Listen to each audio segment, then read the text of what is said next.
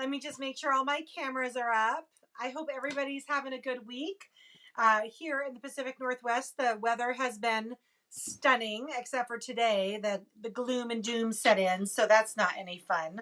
But hopefully our nice spring weather will be back up shortly. I'm just making sure I am on, and nope, not yet. Let's see. So it's Wednesday today.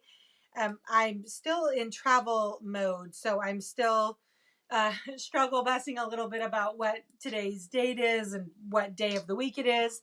Hi, Angel. Let me just bring up YouTube real quick. If I can remember how to do this. This is not going to be good. Alicia's waiting for me in the wings here. Hang on, Alicia. All right. I'm not ready yet. Wait just a second. I'm going to say hi to a bunch of friends. So I had a machine leave the orphanage today. Some very exuberant husband is going to surprise the heck out of his wife on her birthday in a few days. He was kind of adorable, actually. He was like, oh, after so many years of marriage, I don't get to surprise her like this. And then he picked out a machine. He just knows she's going to freak out. So I'm like, send me a picture with her and her machine. I want to see it. All right, let me just say hi to some friends and then we'll get rolling. Hi, Elizabeth in Indiana. Thanks for joining us today. And then let's see, a whole bunch. So Angel and Joanna, Mississippi. Hi, sweetheart. Debbie's over in Kentucky. Anna Lewis. Hi. Linda Wood is also in Texas. Nancy's over in Lake Stevens. Hi, sweetheart. Joe, the Mel and Joe show. Oh, are we calling you? You guys now have like Brangelina. You guys have a couple's name. It's the Joe and Mel show. Okay, that's fine. Hi, Lisa. I miss you already. Missed the sunshine already. That's for darn sure. Kathy Klein is in Illinois. Kathleen and SoCal is checking in. Hi, sweetheart. Bonnie Pelton from Iowa. Hi. Pauline is in Texas. Hi. Thank you so much for joining us. Odie is down in Oregon, and Jeanette's in Sammamish, and Sandy is on from Massachusetts. Formerly of Florida, formerly of Massachusetts. She's one of our winter visitors who travels around. Well, tonight is a much anticipated event. Go ahead and bring Alicia on so everybody can say hi to her. You can just hit, yeah. Thanks, honey. All right, there she is. Hi. Hello. So my community, I don't know about your community, but my community have been freaking out about this. They love that you are joining me and talking about these vintage attachments since I've been such a chicken about it for all this time. Lisa's like, I'm not scared of anything, Darlene. I'll figure it out. Okay. So tonight, at my request, actually, Alicia is talking about the bias binder. So during COVID, I'm sure all you guys know we became essential workers, mask makers overnight. And all of a sudden, when the modern machines wouldn't cut the mustard, with all the layers of fabric and everything, people started pulling out grandma's machine. And so I've just had a real renaissance of interest and renewed, questions and everything about these vintage machines. And this particular little guy, so this is the multi-slotted bias binder, and here is the regular bias binder. We're a source of a lot of people's questions and all of that fun stuff because they are used quite a bit in mask making construction. So I had pulled a couple of them out, watched some videos, definitely got it kind of ticking along, but no, by no means felt like an expert in it at all. And so I'm really excited to have you to join us tonight. I just want to say hi real quick to Jean Murphy. Hi, Jean. We spoke earlier on the phone today. I haven't forgot about you. I'll send those pictures and videos here shortly. Are you talking about the multi-slotted? Multi-slotted or in just the bias binder also. Ray's going to put a link in the chat on Facebook if anybody is curious what we're talking about. All right, friend. Well, tell us how you're doing this week. Hanging in there. It's nice weather today. It was nice weather yesterday, and tomorrow it's supposed to rain till the weekend. So it's like I don't do well with the change in weather.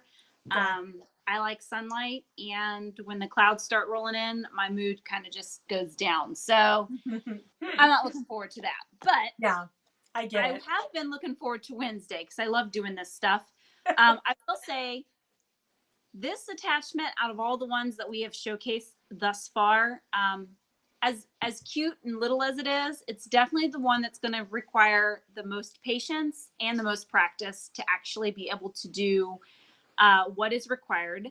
So I'm just saying I'm not really like 100% perfect of all of the ins and outs of the particular attachment. Right. But I can tell you that both of these have the same basic function. The main difference really comes down to one, the multi-slotted has obviously the different slots along the side here, and those different slots basically correlate with different sizing of bias binding. And I actually looked it up. And so the 5 sizes range from 1/4 inch, 5/16, 3/8, 7/16, and 1/2 inch sizes. Okay. The slots are also geared towards if you have, from my understanding from reading both the manual that has the tips and tricks more so for the regular bias binder. Okay. The multi-sided bias binder has its own little paperwork, and I have it printed out, but it's on my printer of its own little manual. Aren't these really just guides? Like, that's all it is, right? Well, the bias actually goes inside the slots. But it's just a feed, like a guide. Those are guides, but the slots on the side of it is going to be correlating for the bias that actually shoves inside of there. So if you are making your own bias binding, which is what we're going to be doing tonight, it's basically going to be taking strips of fabric and inserting it into the binding to create a nice, let me find a good one. I did a double stitch here, but like a nice binding on the edge of fabric. Perfect. Yeah. You are going to actually insert it into this, what is called the bias scroll. If you were using pre-made, pre-packaged bias tape, you would actually insert it into the slot. And the reason why is because this cute little gadget, when you place it into the main portion or this front part of the scroll, right, it actually folds the bias so it doesn't have raw edges. Yeah, pretty. It's kind of cool. Ahead of its time, wouldn't you say? Yeah. That's what I thought too. When I used it, and I was a little frustrated with it initially, but when I first got it working, I was like, holy moly, these people are geniuses. Yeah, it's like, who would have thought? And that's why you don't want to stick pre-packaged in there, because it'll end up folding it again and making it really bulky. Oh, okay. So that's why you insert that into the slot. And the manual, in this manual, page 37, it actually does okay, talk smarty a lot. pants. But it actually gives a lot of like tips and tricks, especially if you're doing something like a curve or even like an inverted curve. Oh, like on an apron or something where you might have like a, okay. Yeah. And you can also adjust where you want the seam on here. So let me see if I did notice it had a sideways movement, so you could actually move the project. Yes. Yeah. So the multi-slotted binder, the one that has the cool little guide. Yeah. Up here. Yeah. It slides. I see it. You move this and it slides, and you can't slide it. At least I haven't been able to, unless it's attached to the machine. The regular binder, however, has a cute little screw. This cute little screw is what will adjust this. I see it. If you move it to the left, the stitch will be near to the edge of the binding. Okay. And if you move it to the right, it'll be further away from the binding. So smart. So smart. Yeah.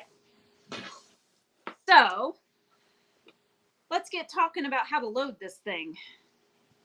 I know this was the thing that got me. There's a trick to getting the fabric loaded in the right slot. There is. And also, you want to take 1 inch and fold it in half for 1/2 inch. You will not be able to fit. You can, but it will end up crunching all over itself when it comes out, and it will be, I have an example here, although it's kind of hard to tell because the fabric is such a light green, but it like literally folded over on itself. Oh. You want it to be 1 inch. I recommend ironing it so you at least have this nice crease. It'll make it much easier for when you're guiding it. And then I typically use a rotary cutter, but we'll use scissors for now so I can show you. You're going to cut so it makes a point. Okay. Okay. And this point is what's going to allow you to load this into, and I'm going to demonstrate the single slotted because it seems to be the one that's been working the best for me. Okay. The multi-slotted, I don't think that I have it adjusted well, and this one was doing so well both times that I was like, you're like, you know what? We're just gonna go with it. So I'm going to insert this in what is called the scroll, or the bias scroll, and you'll see it come out the end here. Okay. Yep. And I recommend when you are pulling this through, give yourself a little bit of room. I would say make enough to where you can pull it out like 1 inch or so. Okay. Out the back. And the reason being, lesson learned, if you don't, you're just going to keep sewing in the same spot because there's not enough fabric to grab. It won't feed dogs. Yeah. Good note, Alicia. So I also recommend that you load it prior to putting it on your machine. And I'm just trying to make sure that it's not going to crinkle over itself. Prior to putting it on your machine, just because it is going to be really difficult to try to feed that through. You can't, at least I can't, fit my fingers enough to pull it through. And then I'm using like scissors or the threadostats. And it's just like, at this point, I should have just loaded the thing and been done with it. Okay. The other important thing to note is that there is an open slot in the middle of the actual scroll. And that yes, I see that. Yep, and that's where your fabric's going to sit. And you need to make sure, and this is where it gets really fun, you need to make sure that your fabric is constantly in that slit and all the way to the side. Okay, if pushed it comes all the way out, over. Yes, you need to push it all the way over. If it comes out, it's going to miss the stitch. Your binding's going to go ahead and clamp down, and your fabric is going to be will out not here. be in it. Okay. Yeah. And I'm taking, there is like a guide here, a plate. I assume that the fabric goes on top of that plate. Yes. Okay. Yes. Yep. So let me go ahead and see if I can pull this down here. And I'm going to go ahead. And what's cool about this is that this machine attachment is much like your basic attachments that will attach to the machine without any special screw. It's just your thumb screw. Okay. Let me turn off Clickity's light because that seems to kind of help with seeing it. Am I going the wrong way? There we go. Here we are. All right. So I'm going to use my thumb screw. Clickety is well oiled today. Well, because that's just embarrassing when she's not, right? Why does your machine sound like that? No reason. She's just loud.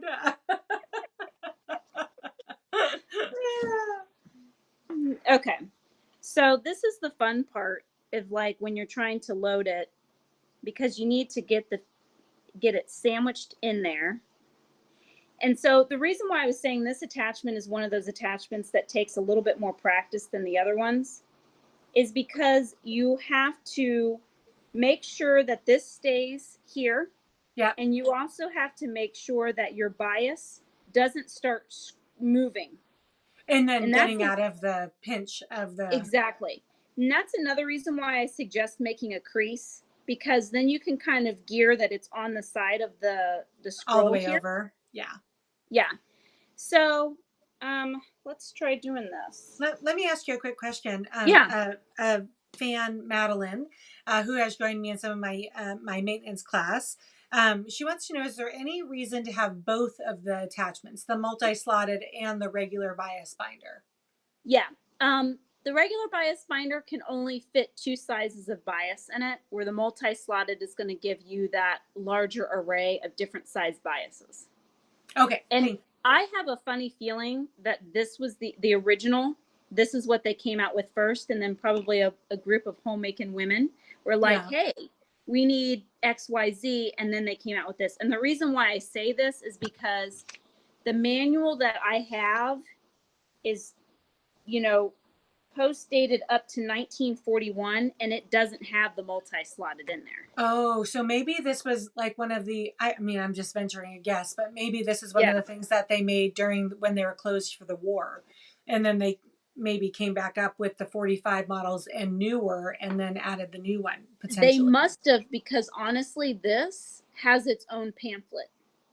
Oh, for sure. Okay. Yeah. Yep. Okay. Yeah. Let's see her. Come on, Clickety.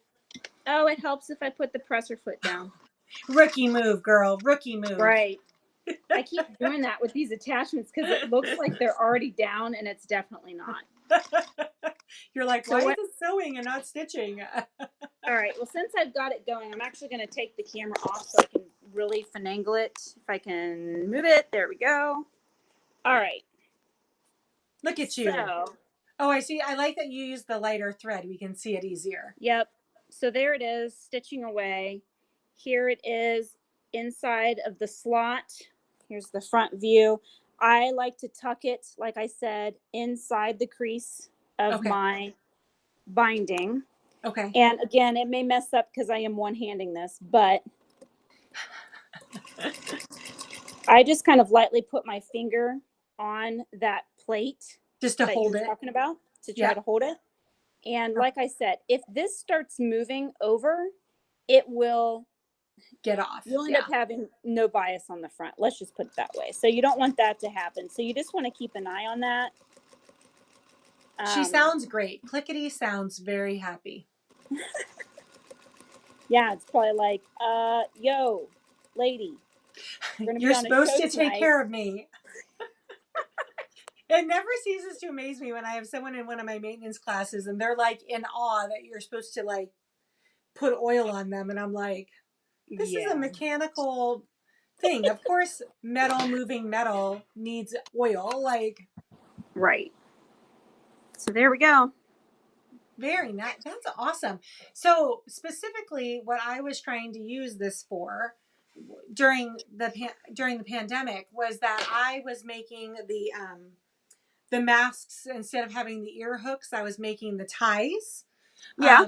And then I was using this device with a bigger, that's why I was using the multi-slotted. That's why I was surprised you didn't have when we were talking last week, because I was using a bigger piece of bias tape or bias cut tape. Wow, the words are not coming tonight. And that was my top stitch of my mask. So, and I'd make my tails extra long. And then when I got to the point where I marked with the pin, I shoved my 2-sided cotton, fabric into it, and it finished the edge beautifully. And I was like, dang, these people are very smart. This is a great little tool. I feel like you just don't get the same quality at all in any of the modern machines. I mean, obviously, modern machines have like a bias, because I've seen it in the sewing machine attachment book. I've seen it. They have it for all. They're speaking about all machines, but I've just noticed that these things rock. I mean, they really were built to last, and I'm glad that they're still rocking it, and people have an interest in them, and want to learn.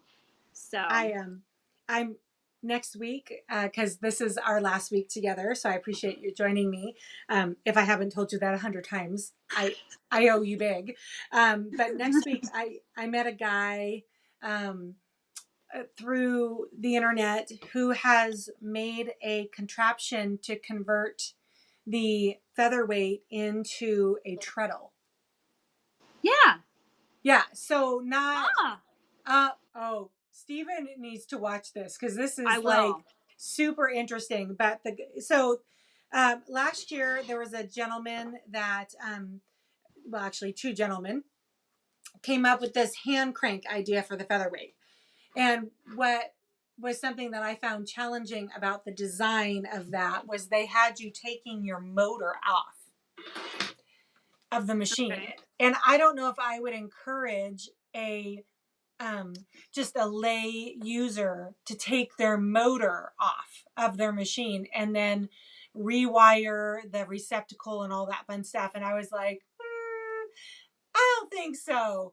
Motors, we've done enough motor repairs here at Featherweight38 to just let you know that it's not just some quick and easy, like, No. oh, look, I unclipped it and I clip it back on. It's, Well, even just removing the motor from the motor mount, there's a bit of education that needs to go into how much right. tension to put on that belt and pulley and where it sits on the motor mount based on the age and, Right. robustness of your belt. Like that's a conversation that needs to take place.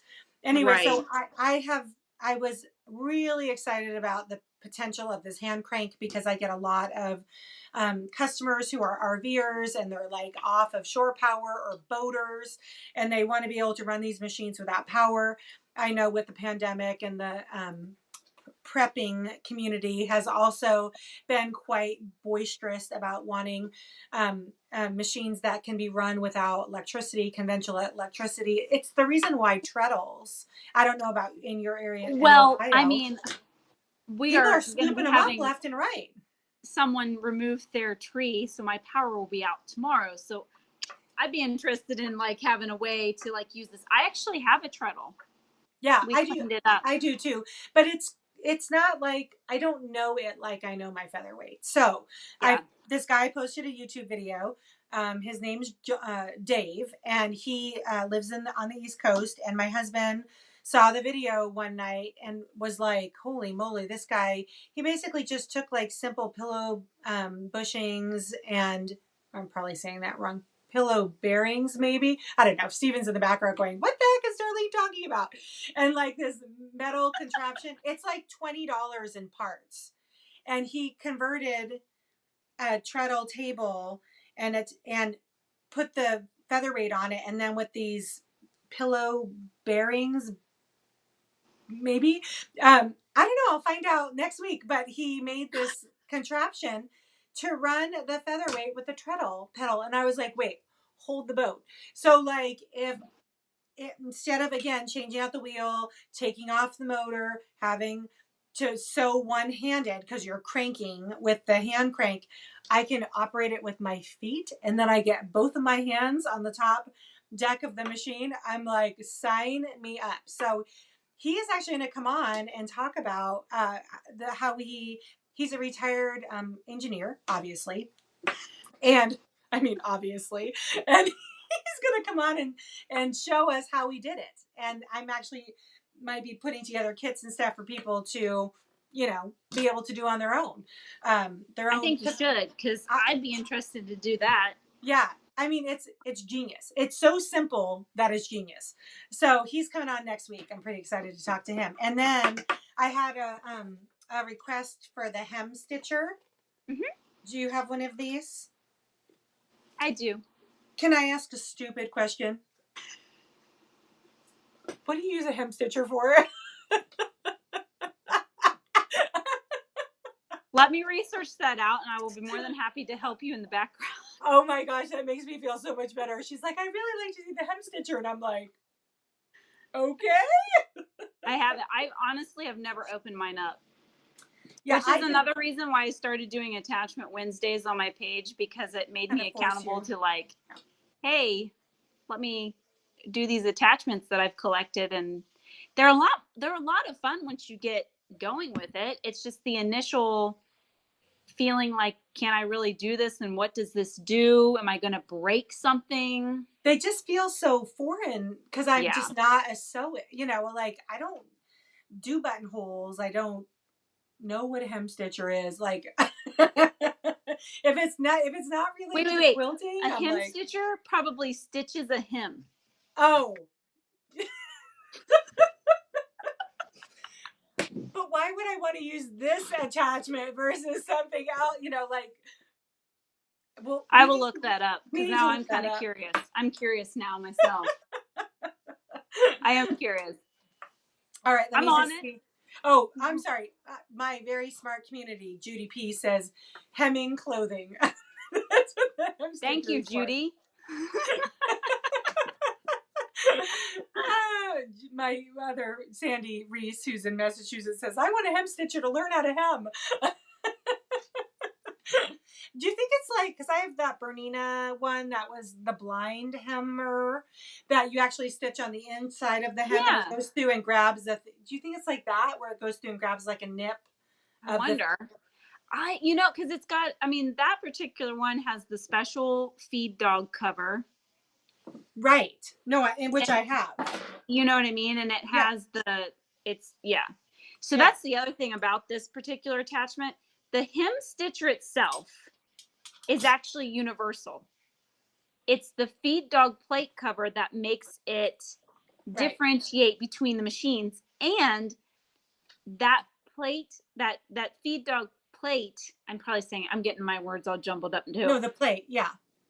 The plate, that makes or breaks lots. You can get the hem stitchers for next to, well, you could. I don't know about now. But the plate is actually like considered a rare attachment part. Right. No, I have the rare one here. So yeah, we'll have to see what these do. So this is going to be another. I'm gonna steal your attachment Wednesdays because I want to do this one, and I also want to do. I have to buy the thread though. Still, where is it? Oh, the embroidery attachment. So I'm gonna do this one too, but I have to buy 12 weight. It recommended. I already read a bunch about this online. I need a 12 weight cotton, so I'm going to order that sulky 12 weight, which is almost like a fine cording in order to have like the right looking stitches. All right, let's see. Debbie Allen Sinclair in Kentucky says it should take a long stitch. It should take a long and then jump over one stitch and then back to full till you don't see stitches through the surface. So that is that's like, what you were saying. Yeah. Well, it's a blind hem. So isn't that what it's called? No, it's not called blind. Okay. So see, we didn't know. Oh my gosh. What else? Audrey says, where's Audrey's comment? Thank you for that information about the hand crank. I was thinking I'd like to get a machine to do just that. I will definitely contact y'all. She said y'all. Must be from Texas. Prior to doing anything. So this nice guy, John, next week, I was asking him about the belt because you don't want to cut a perfectly good leather treadle belt up to make it shorter because it needs to be shorter to get to the featherweight bearing thingamajigger. He used fishing tank tubing as his belt. This guy is like MacGyver. Stephen would love him, I'm sure. I really want to see, I got to see this. Yeah, I'm going to link next week. I'll be linking his video. He gave me permission, and then he'll be joining me with like a live demonstration. And I'm hoping to like get the parts ordered in the next day or so that Andy and I can figure it out over the weekend and then have like a fully working thing for the show with him. Yeah, it'll be fun. Well, if you need assistance, you know where to find Stephen. Okay. And I have your cell phone. I'll be like, hey. Hey, docs, what's up? Yeah, exactly. All right, friends. Let's see here. Let me just make sure everybody is good. Okay, everybody. Well, Fran. Oh, my sister Kathleen lives in. Got your buttonhole attached to me. Oh, yes. So I have 3 sisters that joined me on the show. 2 live in Kansas and 1 lives in Colville, Washington, which is kind of by me on the other side of the mountains. And they're all huge featherweight enthusiasts. And the one sister here in Washington found for $15 the same buttonholer that you and I demoed. I know. I was like, you scored, girl. She was all excited. She's like, is this it? Is this it? I'm like, yeah, girl, that's it. That's it. That's it. Good for you. Wow. That's awesome. All right. Well, friends, I should probably tie things up here with Alicia. You've been amazing. I'm so thankful that not only are we colleagues, but I consider you a friend. And Yeah. I just really appreciate you joining me on the show. And again, I owe you. I can come on and sing the Star Spangled Banner. No one wants to hear me sing. I'll come demo some quilting technique on your page. I owe you. So thank you so much for joining us. No, I hope we can get together and do something fun again because it's been a real treat. I love doing this stuff. This stuff's Me too. fun. Me too. Alrighty.